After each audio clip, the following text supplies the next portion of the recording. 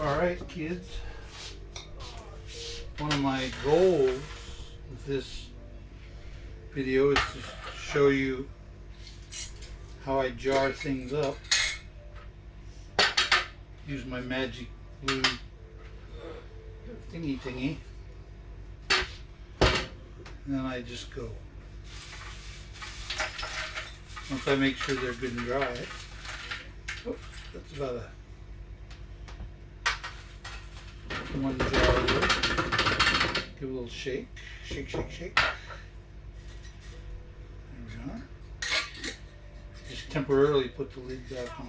I'm going to have to put an oxygen absorber in there and then vacuum it. That will be its final destination.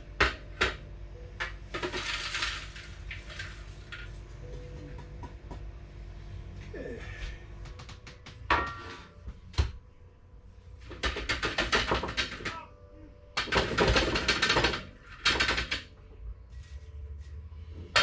Interestingly,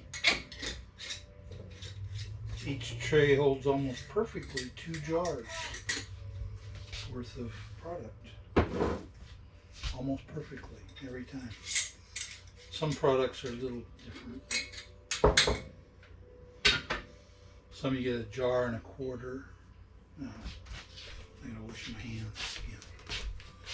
Go in here and wash my hands.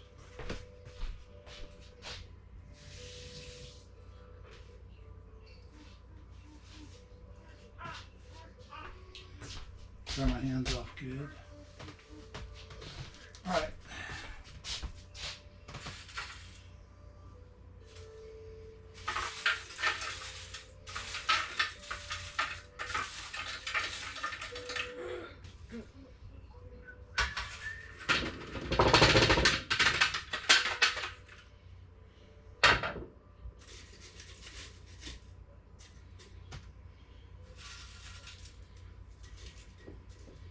What's not to like? Freeze-dried mushrooms. You know? Just dry as a bone, as they say. Actually, drier than a bone.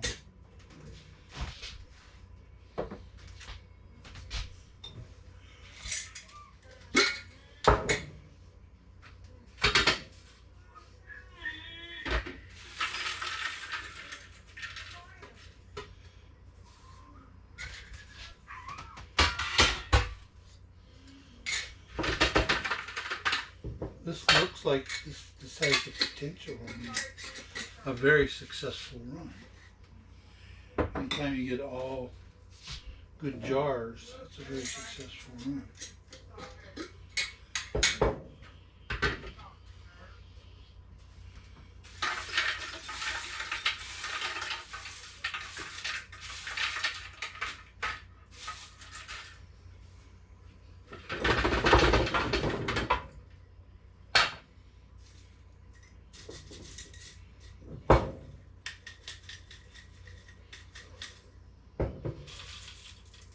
Now some people would take these dried mushrooms like this and put them in a blender and make powder out of them. You can do that if you want. Then all 4 trays would fit in 1, maybe 2 jars. Take up less room. But I think I might like to use them as mushrooms rather than mushroom powder, because I think they'll rehydrate nicely. And I'm going to try putting some in this bag. I just got these bags. I want to see how they work. Oh, that may not be too workable. I have to do it by hand.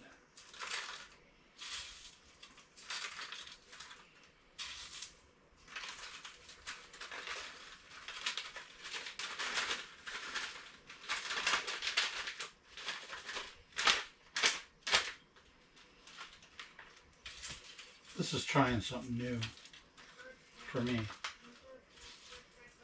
Trying to have just like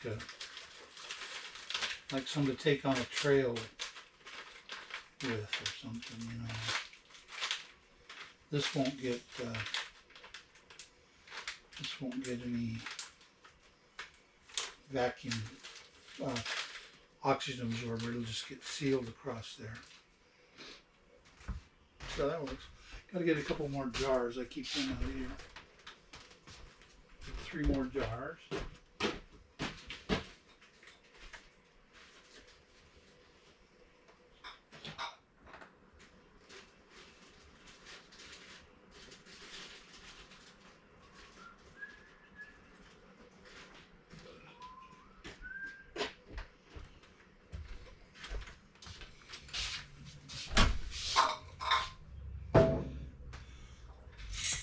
Jars are about $1 each, $1.25 each. So it's a little bit of an investment to store stuff in jars.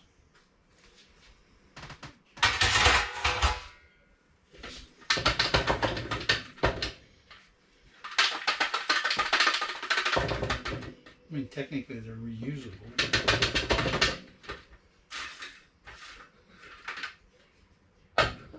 I don't see a situation where I'd be reusing them necessarily.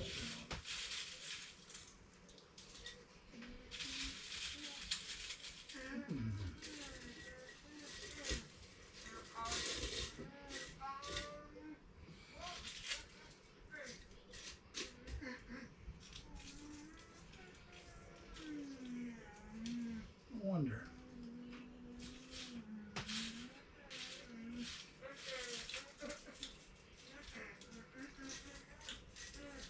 Yeah, you probably don't want to be snacking on it that way. Oh, there they are. Yeah, there's a flavor. First you just get dry. Then you get a little flavor. Okay. Not horrible flavor.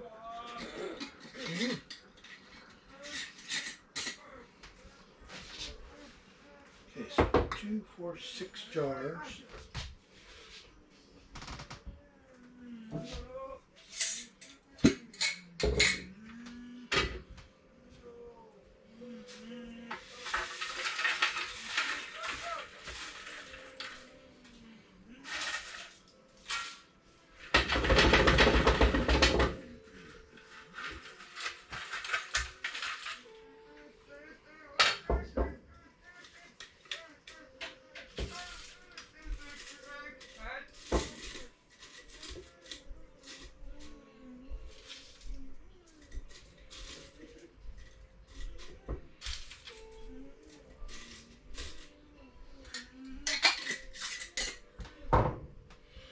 Alright, well, when next you see me, I'll be at the vacuum station. So that's all for now. Alright, we're back. I'm going to demonstrate how I use this little toy. I got this on eBay. It's a cool little deal. It's a chamber vacuum sealer. It cost me about 325 bucks. Well worth it, I think. Well, getting a little dirty inside. Should probably vacuum it out one of these days. But it doesn't really matter because it does its job.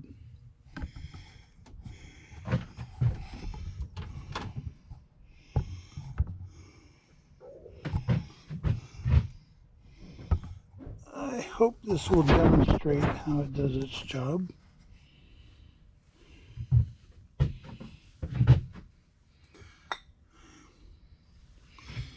First, you have to load your jars. I have to get a tool to open that. I should have one right here, but I don't. I got one in there. I'll be right back.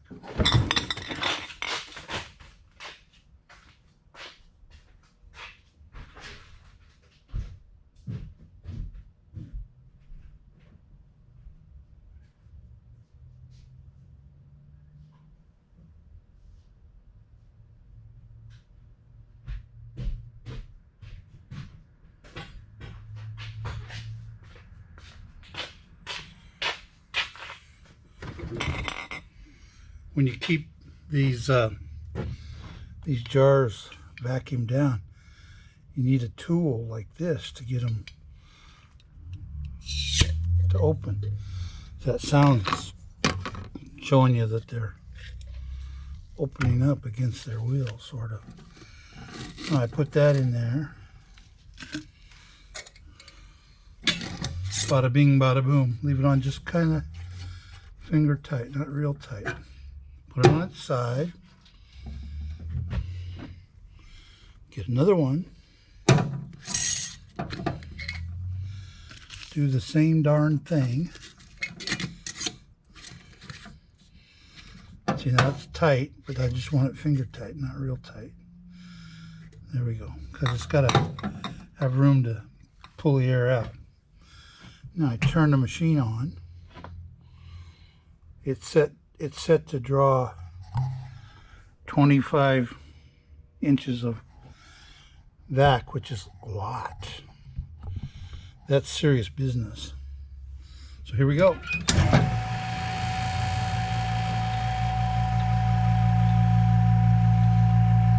You won't see anything magical happen because it just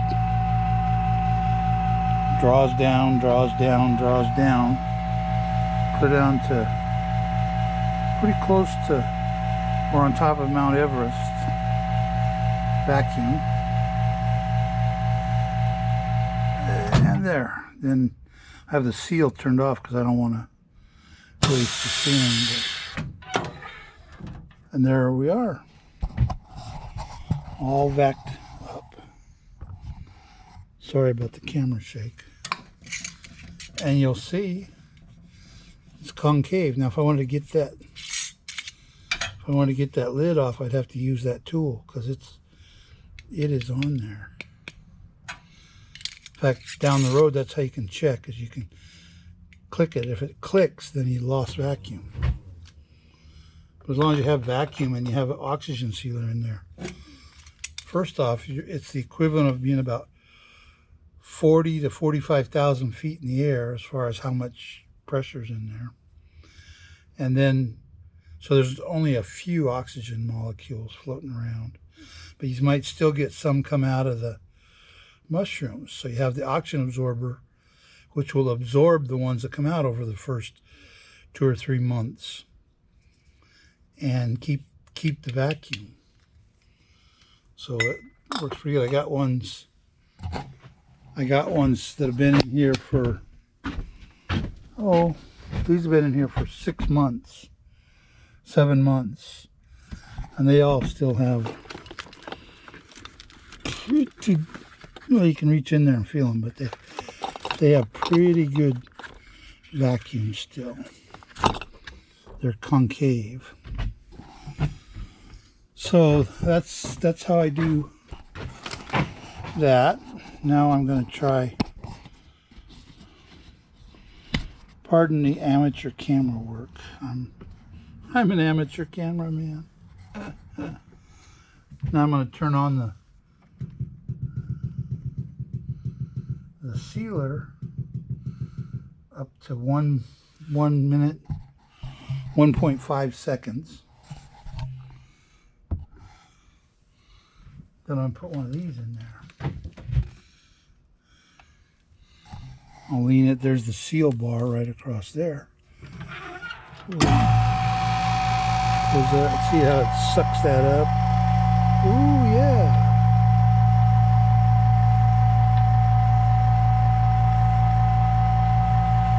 Actually, that's not going to work as good as it should. I'm going to abort. Because I forgot to leave the whatchy open.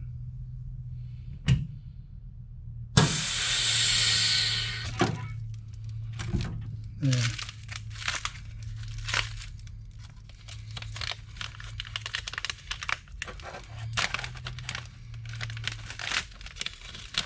Yeah, I wanted to leave it open so I could get a good vacuum. Darn it. Then I have this I can put in there to set it on. There we go. Get a nice even. Cut it back on. Try that again.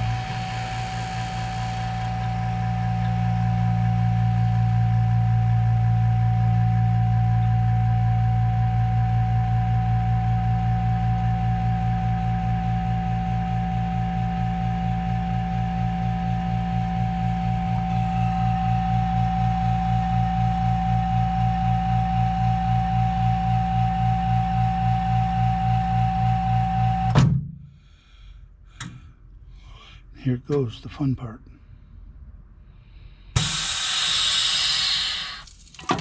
There we go.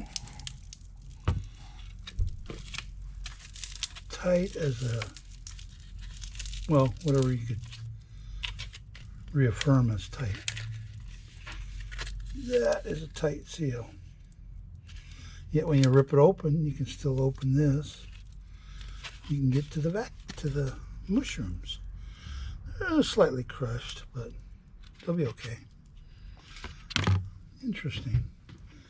This is kind of experimental, the mushrooms. Just FYI. Now, where'd that other one go? Onto the floor. When I bumped into that, there we go. Luckily, being packaged didn't hurt it any.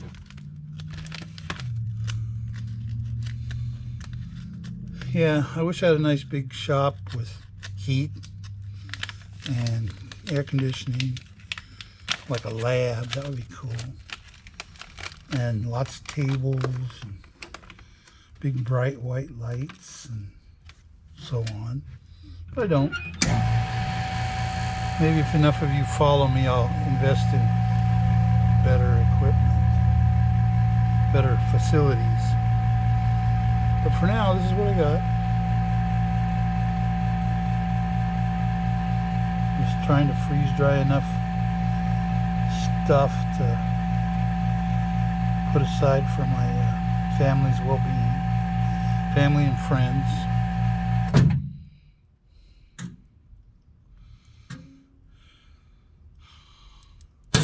There we go. And I'm going to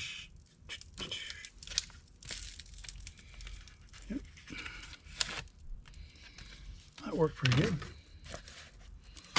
Might use those again.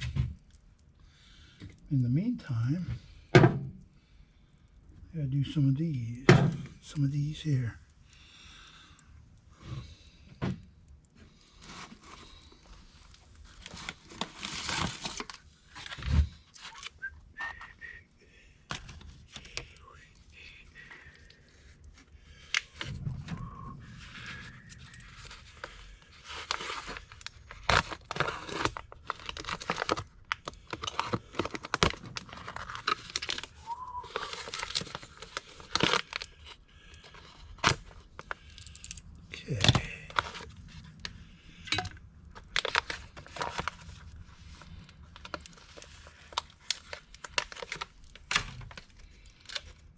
Lots of tables would be really cool. You know, big old space. Lots. That would be kind of my dream scenario.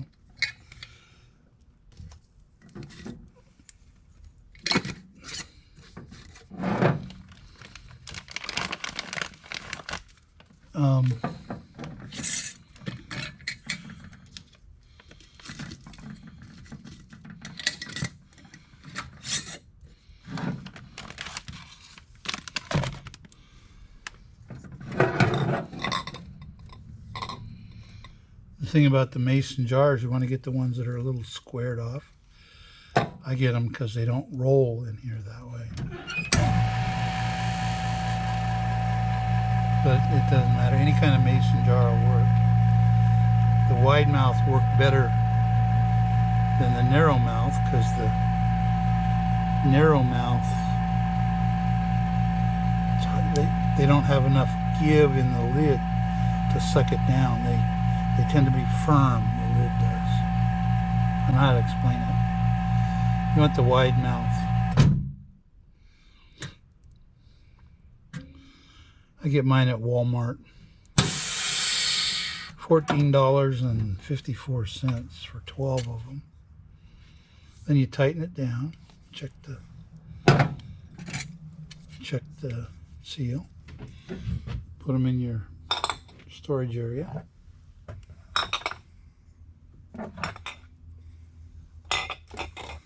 Get the next couple of volunteers. Make sure the ones that are there are all properly volunteered.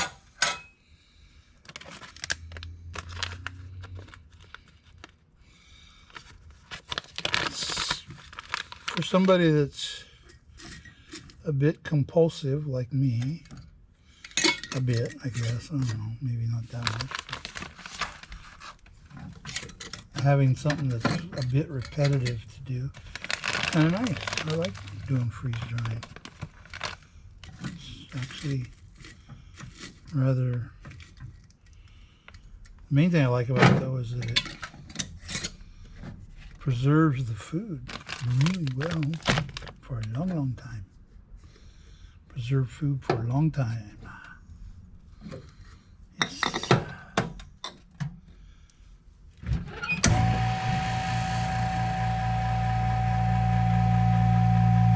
Preserve the food for a long, long time.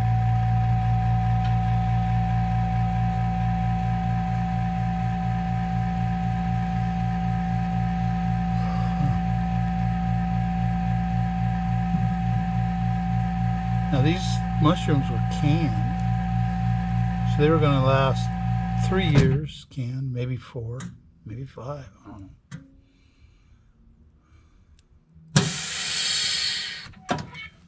But like this, as long as light doesn't get to them, they're good for 30 years. And then you just rehydrate them, and just like new. Which I think is pretty darn cool. No, for some, yeah, okay, I had.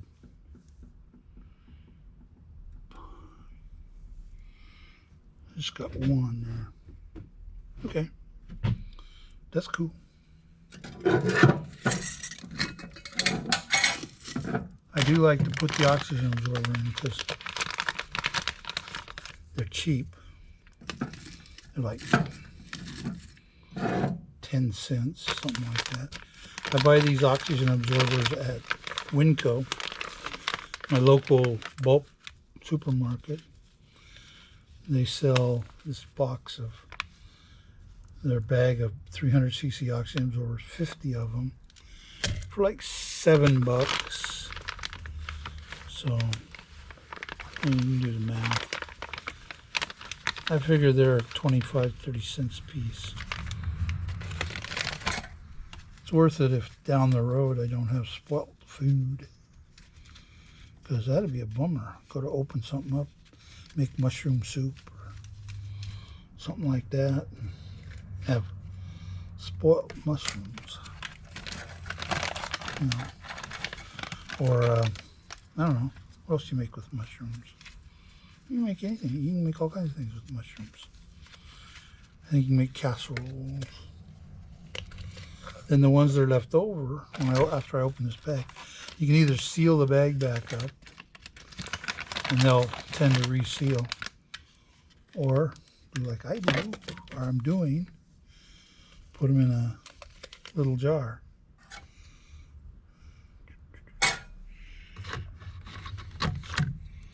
Put the lid on.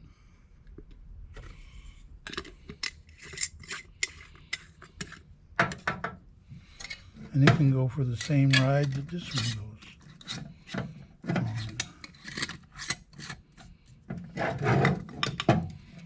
There we go. Oh.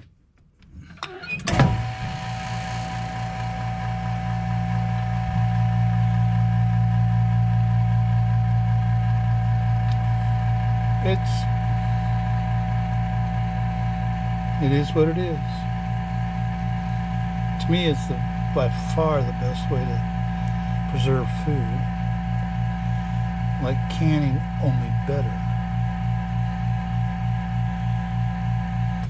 problem with canning is when you're sealing in the jar something that's wet, you seal it in there with the thing that most likely wants to kill it, which is oxygen in the form of water.